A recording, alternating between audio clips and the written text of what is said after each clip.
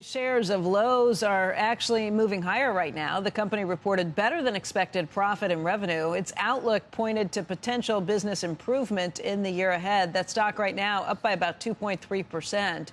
Joining us right now is Michael Baker. He is senior research analyst at D.A. Davidson. And Michael, what in the report was the most important? Was it the traffic trends that are here? Is it what they're seeing about the potential for growth in the year ahead? I think it's simply the same-store sales in the fourth quarter. Home Depot comped positively yesterday. That was their first positive comp in about 2.5 years.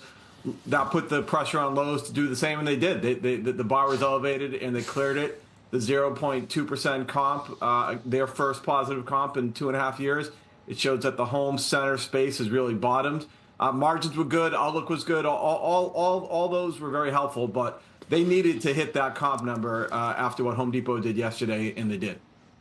Yeah, the Home Depot instant reaction was that the stock was lower. Now, I know it traded higher later in the day, but what's the difference between what we initially saw in the Home Depot report yesterday and what we see with Lowe's? Or was it just taking time for the street to really think through what Home Depot was saying and maybe listen in on the conference call?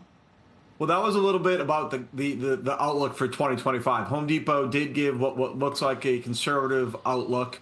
On the call from Home Depot yesterday, it was pretty clear that business is going pretty well right now, but they're setting a low bar. So in a way, Lowe's doing something similar. Their guidance is a little bit below the street as well. But because Home Depot already told us that yesterday, it makes it not look as bad. So I think that's the difference. So they have the benefit of reporting after, because Lowe's sees 2025 comparable store sales flat to up 1%. I think the street's expectations were that comps would be up 1.1% for the year. So again, it's a very similar tone to what we heard from Home Depot yesterday. Exactly. And not just Home Depot, by the way. Throughout earnings season, what we've seen is most of the retailers, the big box retailers that we cover, have beat on the top line. In fact, about 80% have beat on the top line. 0 have guided to numbers for 2025 above consensus. Everybody either in line or even below. That's what we've been seeing. I think the idea is, why set a high bar? Why put the pressure on yourselves? Set makeable, beatable numbers. We saw it from Walmart last week. They called their guidance a starting point, prudent, measured. There's a lot of policy concerns out there, policy rifts, as we're calling them. That's our acronym.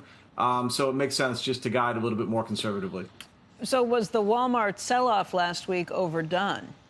I think so. Yeah, it's a name we like. The sell-off was entirely because of the guidance. And if you listen to the call, again, the words they used were prudent, measured, a starting point. One interpretation was the consumer's falling apart. That's not at all what Walmart was saying. In fact, January was their best month of the quarter. Their business is fine. They're just setting a low bar. Okay, so the overall trend after hearing from several of these companies is they may be cautious, but you're not as cautious on this. You think the environment's pretty good, the consumer's pretty good, and you would stick with these names? I would. The fourth quarter sales were the best sales trend of the year in 2024. So we're seeing the consumer outspending. Again, there are some risks on the horizon.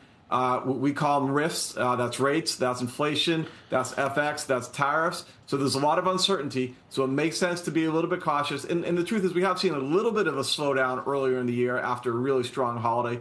But in general, retail sales have been pretty good. So we're more positive than not on the consumer right now.